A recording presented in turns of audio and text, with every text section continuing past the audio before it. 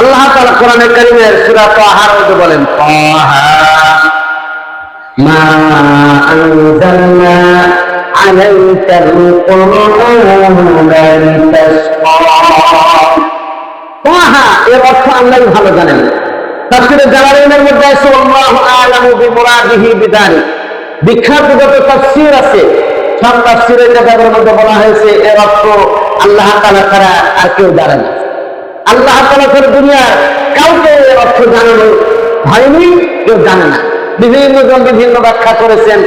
সেটা আসলে এই কোরআনে কারীমের হরফে মুকাত্তাআতের এটা আসলে মূল ব্যাখ্যা, মূল যেটা সেটা হলো আল্লাহু আ'লামু বিমুরাদিহি বিযালিক, অর্থাৎ এর অর্থ এর উদ্দেশ্য আল্লাহ তাআলাই জানেন, ঠিক না? তবে কেউ কেউ বলছেন যে তাহা এটা রাসূলের নাম। তার নাম বলেন আল্লাহ তাআলা যেরকম ভাবে 99টি নাম আছে ঠিক তেমনি ভাবে রাসূল করিম সাল্লাল্লাহু আলাইহি ওয়াসাল্লামের 99টি নাম আছে, ঠিক না? বিহি ওয়া নাতাওয়াক্কালু আলাইহি ওয়া নাউযু বিল্লাহি মিন শুরুরি আনফুসিনা ওয়া মিন সাইয়্যাতি আমালিনা মান ইয়াহদিহিল্লাহু ফালা মুদিল্লা লাহু ওয়া মান ইউদ্লিলহু ফালা হাদিয়া লাহু।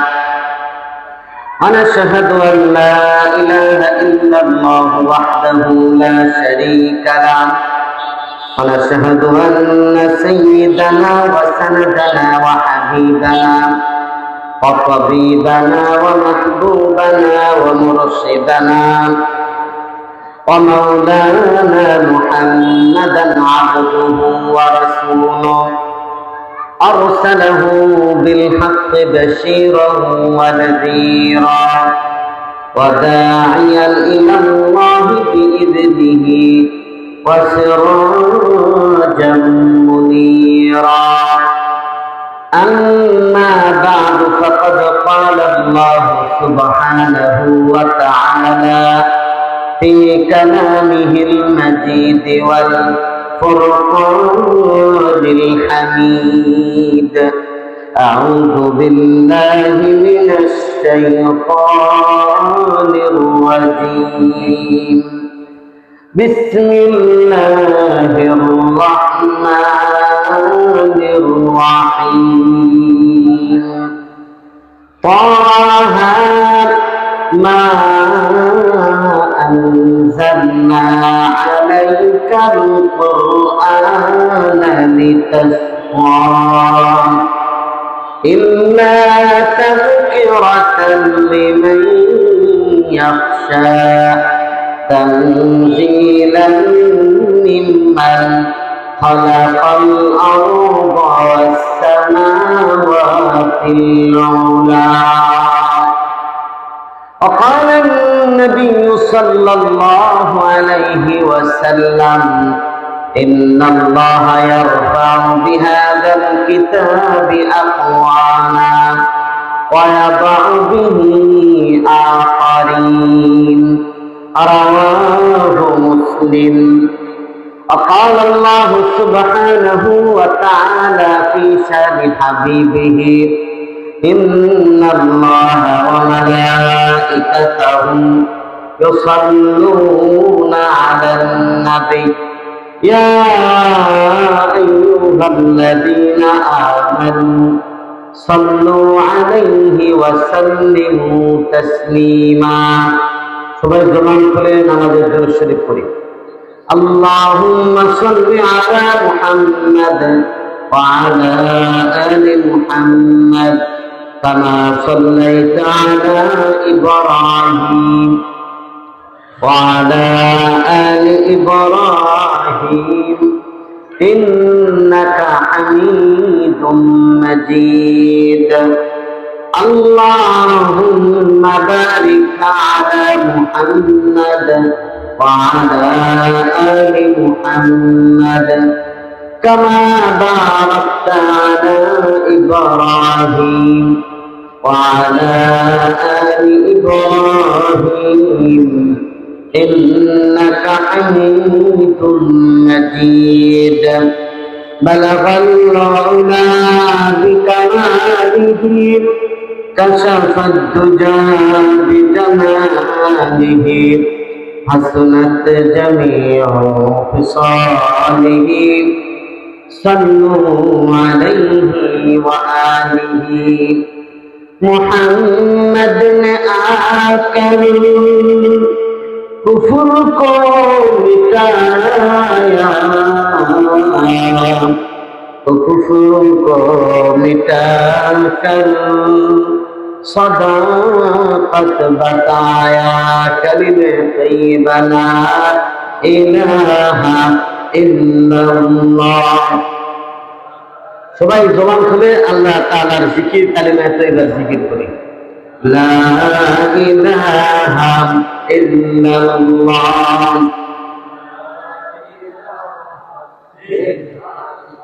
লা ইলাহা এই কালিমাই প্রথমবার এই কালিমাই শেষম্বর লা ইলাহা ইল্লাল্লাহ লা ইলাহা ইল্লাল্লাহ মুহাম্মাদুর রাসূলুল্লাহ সাল্লাল্লাহু আলাইহি ওয়াসাল্লাম। ছয়গাঁও মোহাম্মদিয়া ইসহাকিয়া নুরানি হাফিজিয়া মাদ্রাসা ও এতিমখানার উদ্যোগে 48তম বার্ষিক ওয়াজ মাহফিলের মোহতারাম জনাব সভাপতি জনাব আব্দুল আউয়াল খান জুলফিকার, জনাব আব্দুর রশিদ সেক্রেটারি অত্র মাদ্রাসা, অন্যান্য মুআজ্জাজ মুকাররম উলামায়ে কেরাম, আমার সম্মুখে উপস্থিত শ্রদ্ধাভাজন মুরব্বিয়ানে কেরাম, যুবক ভাইরা, পর্দার আড়ালে আমার মা ও বোনেরা, কোরআনে কারীমের সূরা তাহা থেকে কয়েকটা আয়াত তেলাওয়াত করেছি। এই আয়াতগুলোকে সামনে রেখে পবিত্র কোরআন এবং হাদিসের আলোকে কিছু কথা আপনাদের সামনে উপস্থাপন করব ইনশাআল্লাহুল আজিজ। আমি আজকে অত্যন্ত খুশি এবং আনন্দিত যে উলামায়ে কেরামের একটি জামাত আজকের এই ছয়গাঁ মোহাম্মদিয়া ইসহাকিয়া নুরানি মাদ্রাসা আগমন করেছেন। সকল বলেন আলহামদুলিল্লাহ। উলামায়ে কেরাম হলেন ফাউন্ডেশন, ইসলামের ফাউন্ডেশন কারা বলেন? উলামায়ে কেরাম। উলামায়ে কেরাম আছে দেখে মসজিদ মাদ্রাসা আছে, ইসলাম আছে, ঠিক কিনা? যেদিন আলেম থাকবে না, মাদ্রাসা থাকবে না, সেদিন ইসলামও থাকবে। কারণ ইসলাম ধরে রেখেছে, কুরবানি পেশ করেছে কারা? উলামায়ে কেরাম। এই জন্য উলামায়ে কেরামের ত্যাগ এবং কুরবানিকে স্বীকৃতি দিতে হবে। পৃথিবীর মধ্যে আসমানের নিচে জমিনের উপরে সবচেয়ে বেশি মর্যাদাবান মানুষ তারা কারা বলেন? উলামায়ে কেরাম। কারণ আল্লাহ সুবহানাহু ওয়া তাআলা আলেমদের ইজ্জতকে বাড়িয়ে দিয়েছেন। এটা আমার কথা নয়, আল্লাহ বাড়িয়েছেন। সুতরাং এটা আমি আপনি যত যুক্তি দেই যে আমরা বেশি মর্যাদাবান, আসলে কথা সঠিক নয়। বরং আল্লাহ যেটা বলেছেন, রাসূল যেটা বলেছেন, সেটাই হলো আসল কথা, ঠিক কিনা বলেন? আর এই মাদ্রাসার তালেবে ইলম যারা আছে, যারা শিক্ষা করার জন্য এখানে এসেছে, তারা হলো আল্লাহ তাআলার শ্রেষ্ঠ বান্দা। বলে বলে সুবহানাল্লাহ। কারণ তালেবে ইলমের যে শান এবং মর্যাদার কথা কোরআন এবং হাদিসের মধ্যে আসছে, অন্য কারোর ব্যাপারে এত বড় শান আর মর্যাদার কথা বলা হয় না। প্রিয় ভাইরা, আল্লাহ রাসূল সাল্লাল্লাহু আলাইহি ওয়াসাল্লাম যখন ইসলামের দাওয়াত দেওয়া শুরু করলেন মক্কা নগরীতে, তখন মাত্র কয়েকজন মুসলমান হয়েছে। মাত্র ইসলামের দাওয়াত দেওয়া শুরু করেছে, কালিমা তাইয়্যিবার দাওয়াত। কিন্তু এই কালিমা তাইয়্যিবার পাওয়ার, কোরআনের দাওয়াতের পাওয়ার এমন ছিল যে এই দাওয়াত শুনে মক্কার যারা লিডার ছিল, মক্কার যারা নেতা ছিল, মক্কার মানুষগুলো তারা কেঁপে গেল। তারা বলল যে এতদিন পর্যন্ত আমরা তো এই ধরনের কথাবার্তা শুনিনি, এই ধরনের আওয়াজ শুনি না। মুহাম্মদ সাল্লাল্লাহু আলাইহি ওয়াসাল্লাম এমন কি বাণী আনলেন, এমন কথা, এমন কিছু আনলেন যার দ্বারা আমাদের পরিবারের মধ্যে ভাঙন সৃষ্টি হয়ে গেল। যারাই এই কোরআন শোনে তারাই কোরআনের জন্য পাগল করা হয়ে যায়, কোরআনের আশিক হয়ে যায়। সুতরাং এই মুহাম্মদ সাল্লাল্লাহু আলাইহি ওয়াসাল্লামকে ঠেকা। আল্লাহ সুবহানাহু ওয়া তাআলা এই সূরা তাহার মধ্যে রাসূল করিম সাল্লাল্লাহু আলাইহি ওয়াসাল্লামের শান মর্যাদার কথা বলেছেন এবং কোরআনে কারীম কাদের জন্য হেদায়েত সে কথাটি বলেছেন। মুসা আলাইহিস সালামের ঘটনা বিস্তারিত আলোচনা করেছেন। আর বলেছেন যে কোরআন রাসূল করিম সাল্লাল্লাহু আলাইহি ওয়াসাল্লাম এই পৃথিবীর বুকে নিয়ে এসেছেন, যারা এই কোরআনকে মানবে না তাদের ভয়াবহ পরিণামের কথা আল্লাহ তাআলা বলেছেন। সর্বশেষ মানুষদেরকে আমলের দিকে দাওয়াত দেওয়া হয়েছে। প্রিয় ভাইরা, এই জন্য এই কোরআনে কারীমকে আমাদের জীবনের সর্বস্তরে কি করতে হবে? বাস্তবায়ন করতে হবে। রাজি আছেন তো ইনশাআল্লাহ? যারা সন্তানকে মাদ্রাসায় দিয়েছেন তারা সৌভাগ্যবান। তারা এই সন্তানকে মনে করবেন এটা একটা আমানত আল্লাহ তাআলার পক্ষ থেকে, এবং সন্তান আমরা কিয়ামতের দিন জাহান্নাম থেকে বাঁচার একটা উসিলা। জোরে বলেন সুবহানাল্লাহ। এই মাদ্রাসায় যারা দান খয়রাত করেন, যারা মাদ্রাসার সাথে শরীক আছেন, মুতাওয়াল্লি, সভাপতি, সেক্রেটারি, ক্যাশিয়ার সহ যারা দায়িত্বশীল আছেন, আমি মনে করি যত বড় কাজ তারা করেছেন তার মধ্যে শ্রেষ্ঠ একটি কাজ তারা আঞ্জাম দিয়েছেন, সেটি হলো একটি মাদ্রাসা কায়েম করেছেন, তাই না? যে মাদ্রাসা তারা চলে যাবে ঠিক, কিন্তু কবরে বসে বসে এই হাফেজ সাহেবরা তালেবে ইলমরা যে কোরআনে কারীমের তেলাওয়াত করবে, এর সওয়াব তার রূহের মধ্যে উপস্থিত থাকবে। জোরে বলেন না সুবহানাল্লাহ। আমার প্রিয় ভাইরা, এই জন্য এই কোরআনে কারীমের এই মারকাজ যেন কিয়ামত পর্যন্ত থাকে। কারা কারা রাজি আছেন হাত উঠায় দেখান। আল্লাহ কবুল করুক সকলকে, সকলে বলেন আমিন।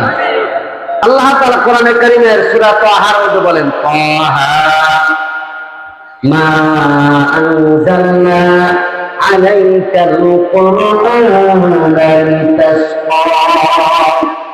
তাহা এর অর্থ আল্লাহই ভালো জানেন। তাফসীরে জালালাইনের মধ্যে আছে আল্লাহু আ'লামু বিমুরাদিহি বিযালিক।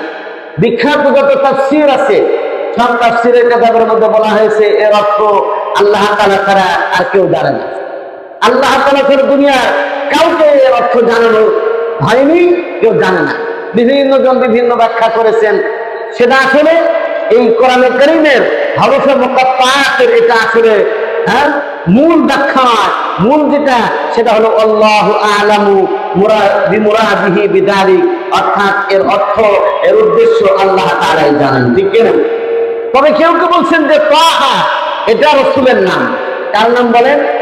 আল্লাহ তাআলার যেরকম ভাবে 99টি নাম আছে, ঠিক তেমনি ভাবে রাসূল করিম সাল্লাল্লাহু আলাইহি ওয়াসাল্লামের 99টি নাম আছে, ঠিক না? আপনারা যারা মক্কায় গেছেন সেখানে দেখবেন যে হারাম শরীফের মধ্যে আল্লাহ তাআলার 99টি নাম লেখা আছে। আবার যারা মদিনায় গিয়েছেন, মদিনায় দেখেন মদিনার যে মূল মসজিদটা আছে, মসজিদে নববী, মূল মসজিদটা, সেখানেও রাসূলের 99টি নাম লেখা আছে। জোরে বলেন সুবহানাল্লাহ। আমি দেখে আসছি, তার মধ্যে এই তাহা নামটাও আছে। কেউ বলেছেন এটা সোনার নাম, কেউ বলেছেন এটা আল্লাহ তাআলার নাম, বিভিন্ন ধরনের কথা আছে। রাসূল করিম সাল্লাল্লাহু আলাইহি সাল্লামের উপর যখন কোরআন নাযিল হলো, সর্বপ্রথম যখন কোরআন নাযিল হওয়া শুরু হলো, তখন রাসূল সারা রাত দাঁড়িয়ে দাঁড়িয়ে কোরআনে কারীমের তেলাওয়াত করতেন। জোরে বলেন সুবহানাল্লাহ। এত তেলাওয়াত আর রাত্রি জাগরণ ছিল, তাহাজ্জুদ নামাজ এত লম্বা করতেন রাসূল করিম সাল্লাল্লাহু আলাইহি সাল্লাম যে রাসূলের পা মোবারক খুলে যেত। এক পা উঠিয়ে আরেক পায়ের উপর ভর করে রাসূলুল্লাহ সাল্লাল্লাহু আলাইহি ওয়াসাল্লাম কোরআন তেলাওয়াত করতেন, তাহাজ্জুদ করতেন। এই যে অবস্থা, এটা দেখে ইসলামের দুশমন যারা আছে, কোরআনের দুশমন যারা আছে, মুহাম্মদ সাল্লাল্লাহু আলাইহি ওয়াসাল্লামের দুশমন যারা আছে, তারা প্রোপাগান্ডা শুরু করে দিল, বদনাম শুরু করে দিল, বিশদ্ধার করা শুরু করে দিল। দেখো, মুহাম্মাদের জন্য এই কোরআনটা, ইসলামটা তার জন্য একটা বিপদ হয়ে গিয়েছে। মানুষের মধ্যে বলতে লাগবে তোমরা মুসলমান হও না, মুসলমান হলে নামাজ পড়া লাগবে, মুসলমান হলে তাহাজ্জুদ করা লাগবে, দিনেও শান্তি নাই, রাত্রিবেলায় ঘুম নাই, তাহলে নামাজ কালাম নিয়ে ব্যস্ত থাকতে হবে। এমন জিন্দিগি দরকার নাই যে জিন্দিগির মধ্যে আরাম নাই। আসো, আমরা তোমাদেরকে মজার জিন্দিগি দিচ্ছি, সেই জিন্দিগির মধ্যে নাচ গান, তোমাদের জন্য আমোদ ফুর্তির সবকিছুর ব্যবস্থা থাকবে, তোমাদের জন্য সবকিছুর কি ব্যবস্থা থাকবে, এমন জিন্দিগির মধ্যে আসে। প্রিয় ভাইরা আমার, কিন্তু রাসূল করিম সাল্লাল্লাহু আলাইহি সাল্লাম তাদের কিসের দাওয়াত দিলেন? রাসূল যখন আসলেন, আসার পর সর্বপ্রথম মানুষদেরকে তাওহীদের দিকে দাওয়াত দিলেন। আল্লাহর নবী দাওয়াত দিলেন, ইয়া আইয়ুহান নাস উবুদু রাব্বাকুমুল্লাযী খালাকাকুম। হে মানুষেরা, তোমরা তোমাদের ওই রবকে ভয় করো যে রব তোমাদেরকে সৃষ্টি করেছেন। আমাদের সৃষ্টিকারীকে বলে, আরো জোরে জোরে বলে, আমাদের স্রষ্টাকে, আমাদের মালিককে, ক্ষমতার মালিককে, রিজিকের মালিককে, আসমানকে সৃষ্টি করেছেন, জমিনকে সৃষ্টি করেছেন আল্লাহ। সে আল্লাহর দিকে রাসূল দাওয়াত দিলেন, ইয়া আইয়ুহান নাস উবুদু রাব্বাকুমুল্লাযী খালাকাকুম, সেই রবকে তোমরা এক হিসাবে গ্রহণ করো, এক রবকে তোমরা মানো যিনি তোমাদেরকে সৃষ্টি করেছেন, এবং তোমরা তোমাদের রবকে ভয় করে চলো। যখন শুনে কথা বললেন, ইয়া আইয়ুহান নাস কুলু লা ইলাহা ইল্লাল্লাহু তুফলিহুন, হে মক্কার লোকেরা, এই দুনিয়ার মানুষেরা, তোমরা কালিমা লা ইলাহা ইল্লাল্লাহ পড়ো, তাহলে তোমরা সফল কাম হয়ে যাবে। তারা বলতে লাগলো যে আমরা এত কিছুর ইবাদত করে, মূর্তির ইবাদত, চাঁদের ইবাদত, সূর্যের ইবাদত, গাছপালার ইবাদত, এইগুলো করে আমরা এরকম সন্তুষ্ট করতে পারছি না, আর এত কিছুর ইবাদত করছি তারপরে কোনো লাভ হচ্ছে না। মুহাম্মদ সাল্লাল্লাহু আলাইহি ওয়াসাল্লাম বলছেন, এক আল্লাহর ইবাদত করলে তোমাদের লাভ, এটা তারা বুঝতে পারছে না। এবং মুহাম্মদ সাল্লাল্লাহু আলাইহি ওয়াসাল্লাম তাদেরকে বলছিলেন, তোমরা এক আল্লাহকে মানো, দুনিয়ার সবকিছু তোমাদের গোলাম হয়ে যাবে। ধরে বলেন সুবহানাল্লাহ। যে রাসূলের বদনাম, সাহাবীদের বদনাম, ইসলামের বদনাম, আল্লাহ তাআলা রাসূলের বিরুদ্ধে বদনামকে বরদাস্ত করতে পারলেন না। এই জন্য আল্লাহ তাআলা আমার আপনার নবী, প্রিয় নবী, সরকারে দো আলম নবী মুহাম্মদ সাল্লাল্লাহু আলাইহি সাল্লামকে বললেন, তাহা মা আনজালনা আলাইকাল কুরআনা লিতাশকা। তাহার একত্র করেছেন হযরত আব্দুল্লাহ ইবনে আব্বাস, ইয়া রাসূলু আরেকজন করেছেন হযরত আব্দুল্লাহ ইবনে ওমর, তাহা তাফসীর করেছেন ইয়া রাজুলু, হে ব্যক্তি। অর্থাৎ যার উপর কোরআন নাযিল হয়েছে তুমি শোনো, এই কোরআন মা আনজালনা আলাইকাল কুরআনা লিতাশকা, এই কোরআন তোমাকে কষ্ট দেওয়ার জন্য আমি নাযিল করি নাই। জোরে জোরে বলেন না সুবহানাল্লাহ। এই সমস্ত কাফেররা আসলে কোরআনের মাহাত্ম্য বুঝতে পারে না, ইসলামের মাহাত্ম্য বুঝতে পারে না।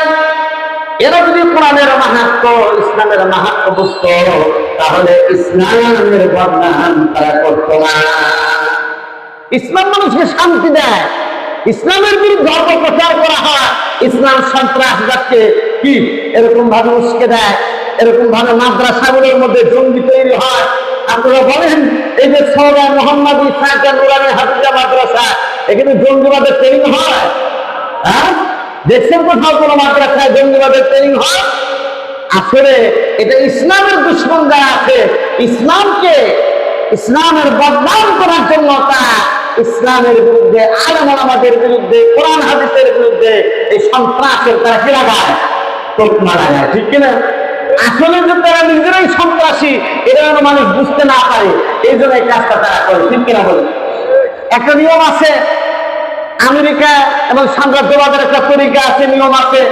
তারা দেখবেন সব সময় তাদের মিডিয়াগুলোকে ব্যবহার করে যে ইসলাম, মুসলমান, এরা জঙ্গি, এরা হলো উগ্রবাদী, বিভিন্ন ধরনের কথা তারা প্রচার করে। তারা যে সন্ত্রাসী, তারা যে জঙ্গি, তারা আফগানিস্তানকে ধ্বংস করলো, তারা ফিলিস্তিনকে ধ্বংস করলো, পৃথিবীর যেখানে আমেরিকা গেছে সেটাকে ধ্বংসস্ত পরিণত হয়েছে, ঠিক কিনা বলেন? কিন্তু এই কথাটা যেন দুনিয়ার মানুষ বুঝতে না পারে, ইহুদিরা এত বড় ধ্বংসযজ্ঞ চালালো নারী, পুরুষ, বাচ্চাদের ওপর, কিন্তু তারা সন্ত্রাসী হলো না। সন্ত্রাসী হলো কারা? হামাস। সন্ত্রাসী হলো ফিলিস্তিনের মুক্তিযোদ্ধারা, তাদেরকে তারা সন্ত্রাস বলা শুরু করলো, ঠিক কিনা বলেন? আসলে তারা নিজেরাই সন্ত্রাসী, ঠিক কিনা বলেন? দুনিয়ার মানুষ যেন না বুঝতে পারে, এই জন্য অন্যের উপরে চাপায় দেয় যে এরা হলো সন্ত্রাসী। আসলে সন্ত্রাসী কারা বলেন? সন্ত্রাসী হলো ইহুদি খ্রিস্টানরা, ঠিক কিনা বলেন? আর মুসলমানরা হলো পৃথিবীর মধ্যে সবচেয়ে শান্তিপ্রিয়, শান্তিকামী মানুষ, তারা হলো কারা? মুসলমান। বলে বলেন না সুবহানাল্লাহ। কারণ রাসূল যখন কোরআনের দাওয়াত দিচ্ছিলেন, এই দাওয়াত শুনে অনেকেই মুসলমান হচ্ছে না, খাস করে হযরত ওমর ফারুক রাদিয়াল্লাহু তাআলা আনহু, যে তখন মুসলমান হন নাই, কিন্তু ইসলামের দাওয়াত তার কানের মধ্যে দিয়েছেন। কোরআনের আওয়াজ তার কানের মধ্যে গিয়েছে। এই জন্য হযরত ওমর রাদিয়াল্লাহু তাআলা আনহু যখন মক্কা নগরীতে কোরআনের দাওয়াত শুরু হয়ে গেল, তখন ওমর আমার আপনার নবী সরকারে দু আলম নবী সাইয়্যিদুল আম্বিয়া ওয়াল মুরসালিন নবী খাতামুন নবিয়্যিন নবী হযরত মুহাম্মদ সাল্লাল্লাহু আলাইহি ওয়াসাল্লামকে হত্যা করার জন্য একটা তরবারি নিয়ে, নাঙ্গা তরবারি নিয়ে বের হয়ে গেল আমার আপনার নবীকে দুনিয়া থেকে বিদায় করে দেওয়ার জন্য। জোরে জোরে বলেন না নাউযুবিল্লাহ। রাস্তায় দেখা হলো হযরত ওমরের হাতে তরবারি, নাঙ্গা তরবারি দেখে হযরত মুআয ইবনে আব্দুল্লাহ বললেন, ওমর ফাঁকা বেড়ায়, তোমার হাতে কেন তরবারি, কেন তরবারি নিয়ে বের হয়েছ?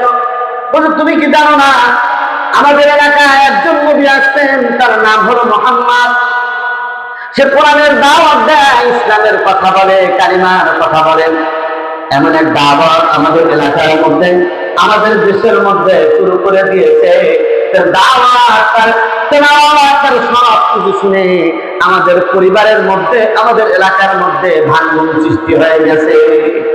এই মুহাম্মদ আমাদের পরিবারকে ধ্বংস করার জন্য আসছে, এই জন্য মুহাম্মদকে বিদায় করার জন্য আসছে। মুআয ইবনে আব্দুল্লাহ বলল, হযরত ওমর তো শিক্ষিত মানুষ ছিলেন, বলল শোনো, তুমি যে মুহাম্মদকে হত্যা করার জন্য বের হচ্ছ, তুমি কি জানো মুহাম্মদ সাল্লাল্লাহু আলাইহি ওয়াসাল্লাম তার খানদান আছে, বড় খানদান, কুরাইশ খানদান, তারা হাশিম বংশের লোক। সুতরাং তাকে যখন তোমরা হত্যা করবে, হাশিম বংশের লোকেরা, কুরাইশ বংশের লোকেরা তোমাদের বিরুদ্ধে প্রতিরোধ করবে, মোকাবেলা করবে। তোমরা কি এরা মোকাবেলা করতে পারবে কিনা? সুতরাং মুহাম্মদ সাল্লাল্লাহু আলাইহি ওয়াসাল্লামকে হত্যা করার আগে তুমি একটু খোঁজ নিয়ে দেখো তোমার বাড়ির মধ্যে অবস্থা কি হয়েছে। তার বাড়ির মধ্যে দুইজন ছিল, তার বোন এবং বোনাই। তার ভগ্নিপতি এবং তার বোন দুইজনেই মুহাম্মদ সাল্লাল্লাহু আলাইহি ওয়াসাল্লামের কালিমা পড়ে, ইসলামের কালিমা পড়ে তারা মুসলমান হয়ে গিয়েছিল। জোরে বলুন না সুবহানাল্লাহ। কালিমা ছিল, মুসলমান হয়ে গেছে। বাড়িতে যে দাওয়াত তাবলীগের ভাইরা যেরকম দেখেন না মসজিদে তালিম করে, ঠিক তেমনি ভাবে খাব্বাব ইবনে আস এবং তার বোন আরো যারা ছিল সবাই মিলে এরকম বাসায় বসে বসে তালিম করত। হযরত ওমর তরবারি হাতে নিয়ে আগে বাড়ি চলে গেলেন। চিন্তা করলেন মুহাম্মদ সাল্লাল্লাহু আলাইহি ওয়াসাল্লামকে মারলে তো কোনো লাভ নাই। লাভ আছে বলেন? কারণ মুহাম্মদ সাল্লাল্লাহু আলাইহি ওয়াসাল্লাম ব্যক্তি আকারা, উনি একটা আদর্শ, আল্লাহর পক্ষ থেকে একটা নীতি নৈতিকতা, একটা সংবিধান নিয়ে এই পৃথিবীর বুকে আসছেন। মুহাম্মদ সাল্লাল্লাহু আলাইহি ওয়াসাল্লামকে হত্যা করলে কোনো লাভ হবে না। এটা একটা সতর্ক দেওয়া যাবে এতটুকু। কিন্তু মুহাম্মদ সাল্লাল্লাহু আলাইহি ওয়াসাল্লামের ইসলাম এটা কিয়ামত পর্যন্ত চলতেই থাকবে, ঠিক কিনা বলেন? সুতরাং কাউকে হত্যা করে, খুন করে কোন সময় কোন মতবাদকে ধ্বংস করা যায় না, ঠিক কিনা বলেন? যারা হাজির উপর হামলা করেছে, আপনারা কয়েকদিন আগে দেখছেন না? ওসমান গনি, ওসমান হাদির উপর যারা হামলা করেছে, তারা একটা মেসেজ দেওয়ার চেষ্টা করেছে যে যারাই হকের পক্ষে, ইনসাফের পক্ষে কথা বলবে তাদেরকে বাংলার জমিনে থাকতে দেওয়া হবে না। এই মেসেজ দেওয়ার জন্য শরীফ ওসমান হাদিকে হত্যা করা হয়েছে, ঠিক কিনা বলে? শরীফ ওসমান একজন ধার্মিক, আল্লাহওয়ালা, একজন ভালো মানুষ। অনেকেই কি করেছে, 6 আগস্টের পরে অনেকে বিক্রি হয়ে গেছে, কিন্তু শরীফ ওসমান কোনো বিক্রি হয় না, ঠিক কিনা? এখন ভাবে যখন টাকার সরাসরি সব জায়গায়, সেটাকে শুধু খালি লিফলেট বিতরণ করে আকাশে, ঢাকা আকাশনে সে কি করতেছিল, প্রচারণা করতেছিল। এই সময় তাকে গুলি করা হলো। এর অর্থ হলো এদেশে নির্বাচন হতে দিতে চায় না, এদেশে ইসলামের পরিবেশ কায়েম হোক, ইসলাম কায়েম হোক, কোরআনের শান্তিময় জিন্দেগি কায়েম হোক। এটা আসলে সাম্রাজ্যবাদী কায়েম শক্তি, তারা এটা চায় না। এই জন্য শরীফ ওসমানের উপর হামলা করা হয়েছে। এই হামলা আমরা তীব্র নিন্দা জানাই, আল্লাহর কাছে দোয়া করি শরীফ ওসমান হাদিকে আল্লাহ যেন সুস্থ করে আমাদের মাঝে ফিরিয়ে দেন। বলেন আমিন। বিপ্লবী মানুষগুলো যদি শেষ হয়ে যায় তাহলে এদেশের আর কিছু থাকে না, ঠিক কিনা? বিপ্লব করার জন্য তো মানুষ নেই, যে যারা আছে তারা যেন টিকে থাকে, তাদের জন্য দোয়া করা দরকার, ঠিক কিনা? সে আমি যে দলেরই হোক নেই, হই না কেন, ঠিক কিনা? ভালোটা, দেশের জন্য যেটা ভালো সেটা আমাকে চাইতে হবে। প্রিয় ভাইরা আমার, হযরত ওমর রাদিয়াল্লাহু তাআলা আনহু চিন্তা করলেন সন্ত্রাসী দুই ধরনের হয়। কিছু সন্ত্রাসী আছে ডাইরেক্ট গুলি করে মানুষকে হত্যা করে, যেরকম ওসমান হাদিকে ডাইরেক্ট গুলি করে হত্যা করার জন্য চেষ্টা করেছে, ঠিক কিনা বলেন? আর কিছু সন্ত্রাসী হয় কলমের খোঁচায় বুদ্ধিবৃত্তিক ভাবে, অর্থাৎ বুদ্ধি দিয়ে তারা সন্ত্রাস চালায়, তথ্য সন্ত্রাস চালায়। কি সন্ত্রাস? তথ্যের মধ্যে সন্ত্রাসী কর্মকাণ্ড, বিভিন্ন উল্টাপাল্টা তথ্য, যেটা আমি বললাম ইসলামের ব্যাপারে উল্টাপাল্টা তথ্য দেওয়া হচ্ছে, ঠিক কিনা? এই যে তথ্য দেয় তারাও কিন্তু সন্ত্রাসী। হযরত ওমর রাদিয়াল্লাহু তাআলা তিনিও সন্ত্রাসী ছিলেন, তবে তিনি এরকম ভাবে শিক্ষিত সন্ত্রাসী চিন্তা করলেন মুহাম্মদকে হত্যা করলে, একা মুহাম্মদকে বিদায় করে দিলে কোনো লাভ হবে না, বরং আমি যদি আমার পরিবারটাকে ঠিক করতে পারি তাহলেই এখানে বেশি লাভ। কিন্তু বাড়ির মধ্যে গিয়ে যে দেখে কি বলে, সবাই কোরআন তেলাওয়াত করে, সবাই মুসলমান হয়ে গেছে, সবাই কালিমা পড়া শুরু করেছে, সবাই কোরআন তেলাওয়াত করা শুরু করেছে, ফজরের নামাজের পরে সূরা ইয়াসিন পড়ে, যোহরের পরে সূরা ফাতিহা পড়ে, আসরের পরে সূরা নাবা পড়ে, মাগরিবের পরে সূরা ওয়াকিয়া পড়ে, এশার পরে সূরা মুলক পড়ে। এই দেখে তো হযরত ওমরের মাথা খারাপ হয়ে গেছে যে কি শুরু হলো, আমি তো মুসলমান হইনি, আমার বাড়িতে সব মুসলমান হয়ে গেছে। জোরে বলেন সুবহানাল্লাহ। এখানে অনেকে আছেন আমাদের দেশের, যারা বিভিন্ন দল করেন, কিন্তু তারা নিজেরাও জানে না তাদের সন্তানরা অন্য দলে চলে গেছে, ঠিক কিনা? অনেকে নিজেরাও জানে না, তাদের মা বোনেরা, তাদের স্ত্রী পুত্র সন্তানেরা অন্যদিকে যে চলে গেছে, ইসলামের পক্ষে যে চলে গেছে, অনেকে জানেও না, ঠিক কিনা? জোরে বলেন সুবহানাল্লাহ। ইসলামের বিজয় চাই কি চাই না আমরা? কারা কারা চাই হাত উঠায় দেখায় ইসলামের বিজয়। নারায়ে তাকবীর, নারায়ে তাকবীর। কোরআন সুন্নাহর আলো, ইসলাম আছে যেখানে, আলেম ওলামা যেখানে, মুসলিম মাদ্রাসা যেখানে, দুনিয়ার মুসলিম। মাশাআল্লাহ। তাহলে মুসলমানদের একটা একটা যে দল করেন না কেন, সমস্যা নাই, আমরা সবাই মুসলমান, ঠিক কিনা? আমাদের বাবাকে আদম আলাইহিস সালাম, আমাদের মাকে হাওয়া আলাইহাস সালাম। সুতরাং আমাদের শরীর ঐক্যবদ্ধ থাকতে হবে, একই সমাজে আমরা থাকি, বিচ্ছিন্ন হওয়া যাবে না। কারণ আল্লাহ রাব্বুল আলামিন বলেছেন, ওয়াতাসিমু বিহাবলিল্লাহি জামিআন ওয়া লা তাফাররাকু। তোমরা আল্লাহর রজ্জু অর্থাৎ কোরআনটাকে মজবুত ভাবে ধারণ করো, তোমরা বিচ্ছিন্ন হয়ো না। সুতরাং মুসলমানরা যদি বিচ্ছিন্ন হয়ে যায়, অন্য জাতিরা আমাদেরকে ধ্বংস করে দিবে, ঠিক কিনা বলে? যখন বুঝতে পারবে এদের পরিবারে কোনো গন্ডগোল লেগে গেছে, তখন আমাদের বহির শত্রুরা এসে আমাদের উপর হামলা চালাবে, ঠিক কিনা বলে? রাসূল করিম সাল্লাল্লাহু আলাইহি সাল্লাম আবু দাউদ শরীফের হাদিসের মধ্যে বলেছেন, আখির জামানায় এমন একটা অবস্থা মুসলমানদের সামনে আসবে, যেরকম এরকম ভাবে খানার টেবিলের মধ্যে যখন দস্তরখান বিছানো হয়, খাবারের আয়োজন করা হয়, একজন আরেকজনকে ডাকে, আসেন খানা খাই। হ্যাঁ, ভারতের তবলিগের লোকেরা ডাকে না, আসেন ভাই আসেন, একটু দস্তরখানে শরীক হই, দস্তরখানে কি হয়, শরীক হই। সবাই আসে। আল্লাহ নবী এইভাবে দৃষ্টান্ত দিয়েছেন, আখির জামানায় এমন একটা সমস্যা হবে, ইহুদি খ্রিস্টান বৌদ্ধ হিন্দু সবগুলো একত্রিত হয়ে যাবে, আর মুসলমানরা বিচ্ছিন্ন হয়ে যাবে। তারা ডাকবে, আসো আসো সবাই, আমরা মুসলমানদেরকে হত্যা করি, মুসলমানদেরকে মারি, ঠিক কিনা? মুসলমানদের মারার ব্যাপারে সবাই একজোট হয়ে গেছে, ঠিক কিনা? আর আমরা নিজেরা নিজেরা আলাদা হয়ে গেছি, ঠিক কিনা? আমরা সব পাঁচ ভাই, এক একজন এক এক দিকে চলে গেছে, এক একজন এক এক দলে বিচ্ছিন্ন হয়ে গেছে, ঠিক কিনা? হ্যাঁ, আমার হয় না। আল্লাহ নবী বলছেন দস্তরখানের মধ্যে ডাকা হয়, ঠিক তেমনি ভাবে আখির জামানায় ইহুদি নাসারারা ইসলামের দুশমনরা ডাকবে, আসো মুসলমানদেরকে মারার জন্য। এই জন্য মুসলমান, এই জন্য তোমাদের আমাদের খুব সতর্ক হওয়া দরকার। রাসূলকে জিজ্ঞেস করা হলো, ওগো আল্লাহর নবী, আমরা কয়দিন সংখ্যায় কম হবে নাকি? রাসূল বললেন, না না, তোমরা কম হবে না।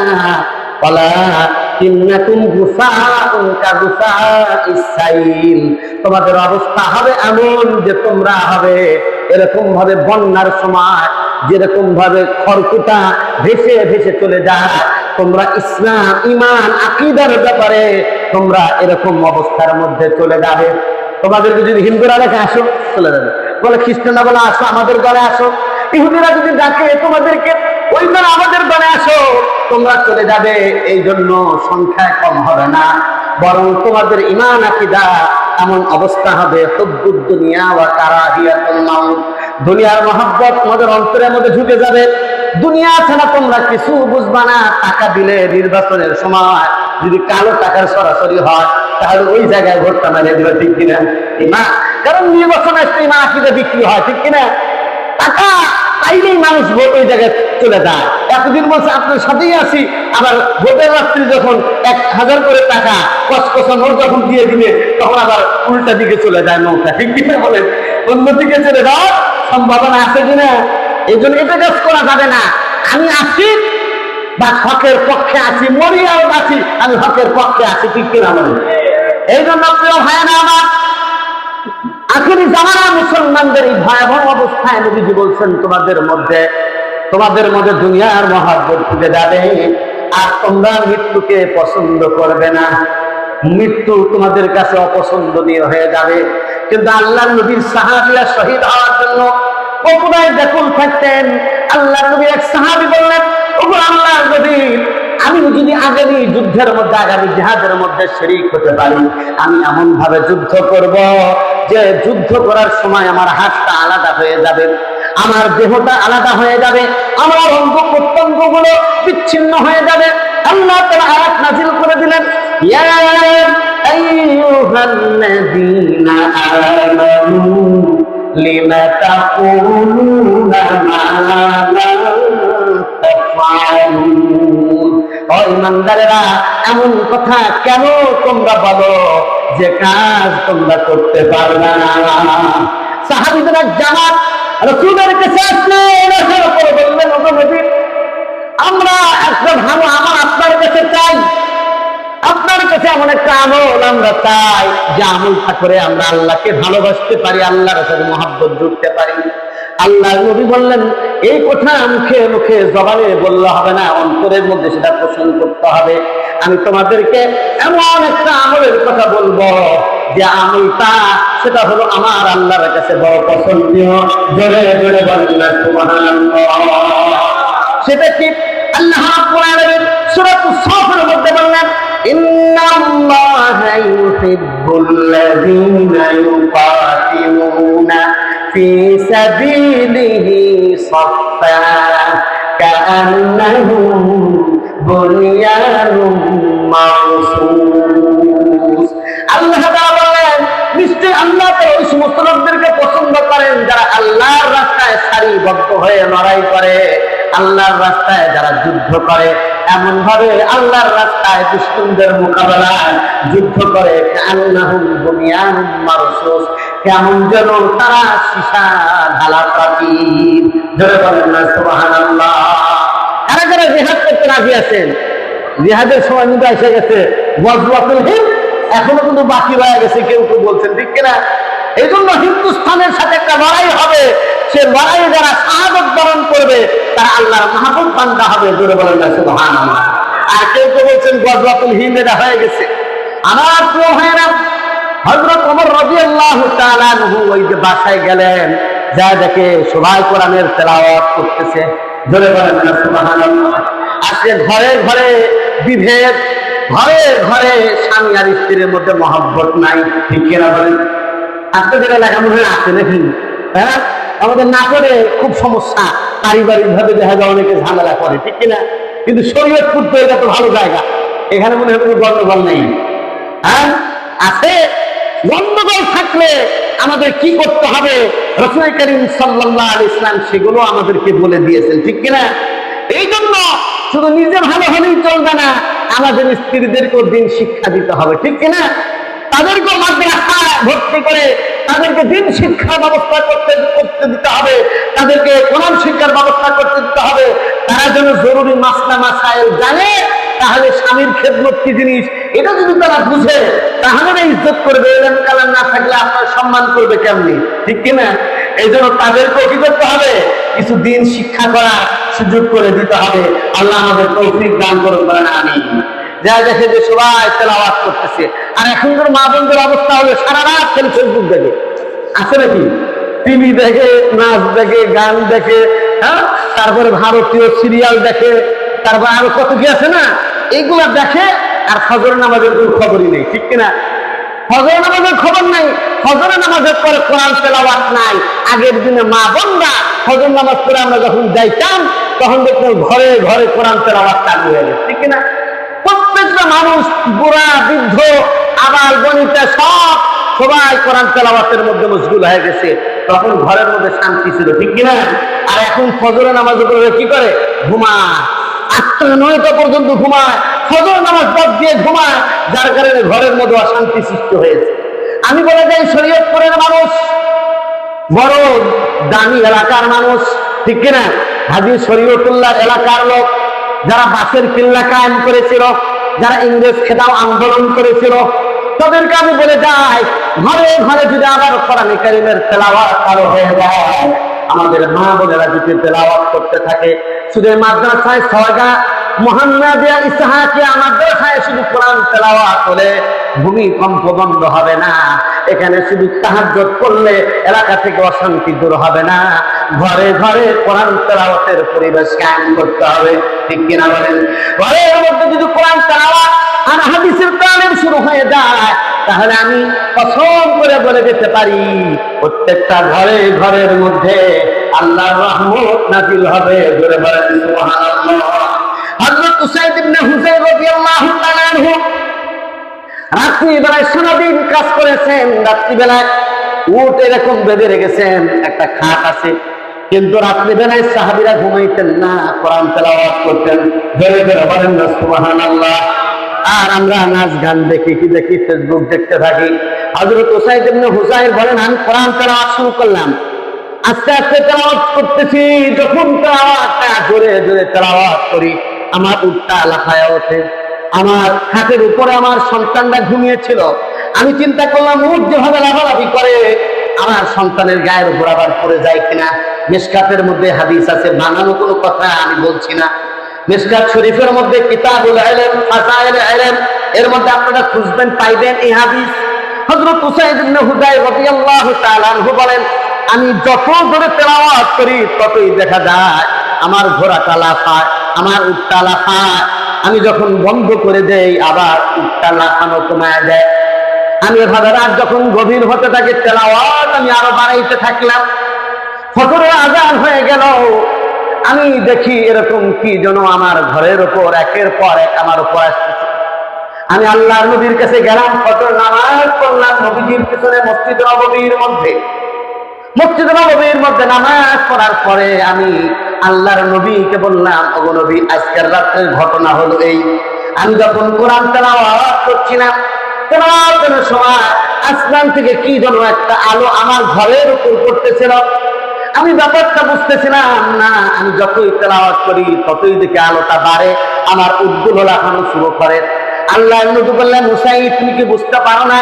তুমি যখন কোরআন তেলাওয়াত করতেছিলে, তেলাওয়াত করার সময় আসমান থেকে হাজার হাজার ফেরেশতা তোমার ঘরের মধ্যে অবতীর্ণ হচ্ছিল তোমার তেলাওয়াত শ্রবণ করার জন্য।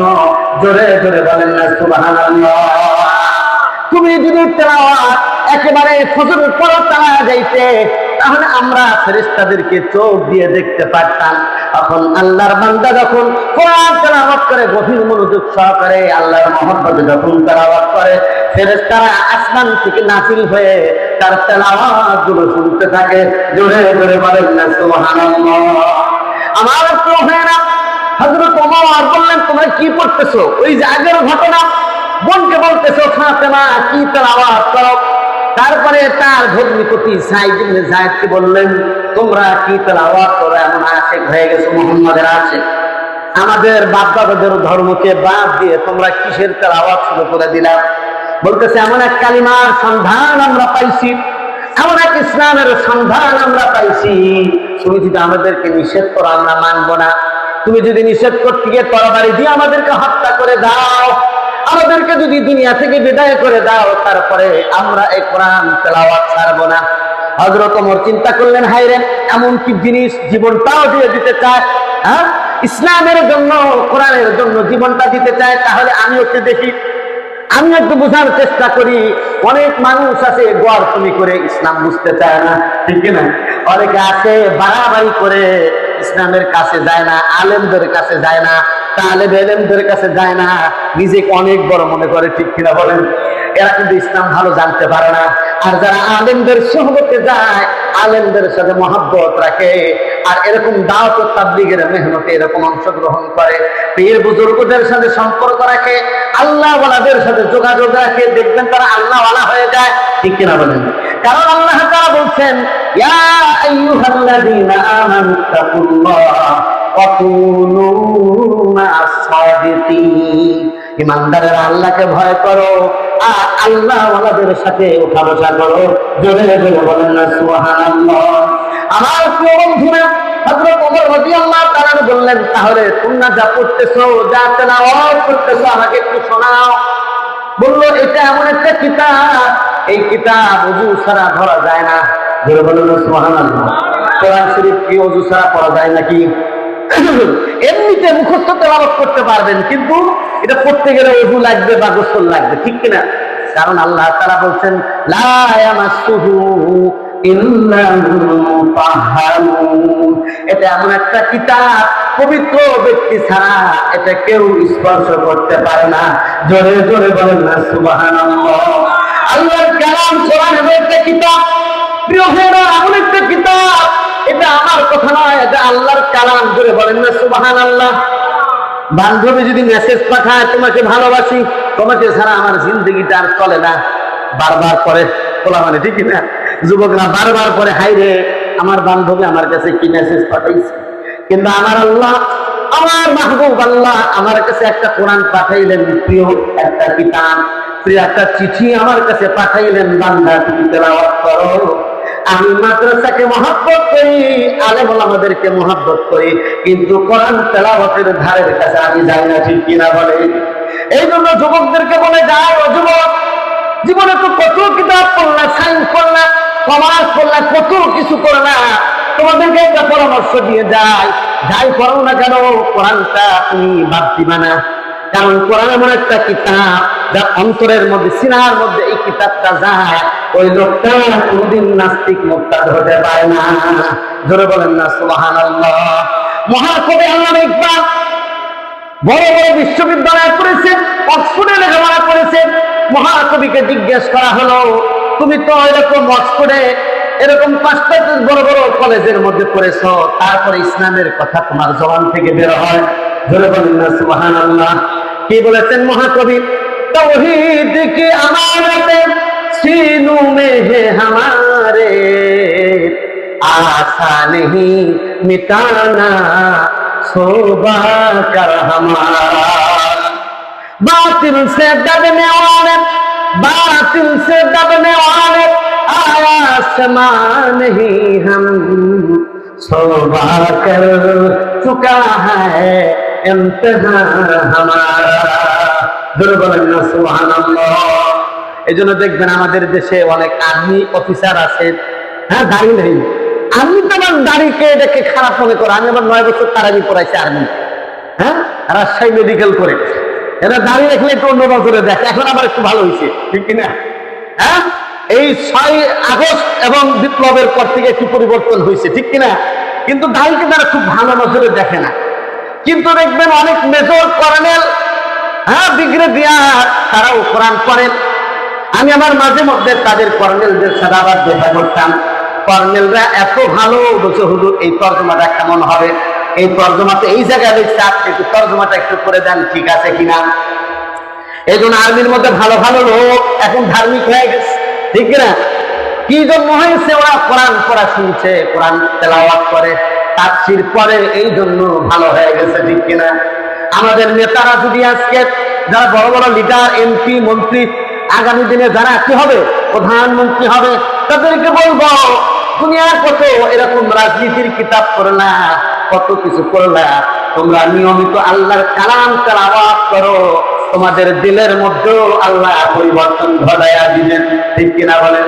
ঘটানোর মালিকটাকে আল্লাহ। সব মানুষ যখন আল্লাহওয়ালা হয়ে যাবে, দিনদার হয়ে যাবে, পরহেজগার হয়ে যাবে, স্লোগানের প্রয়োজন হবে না।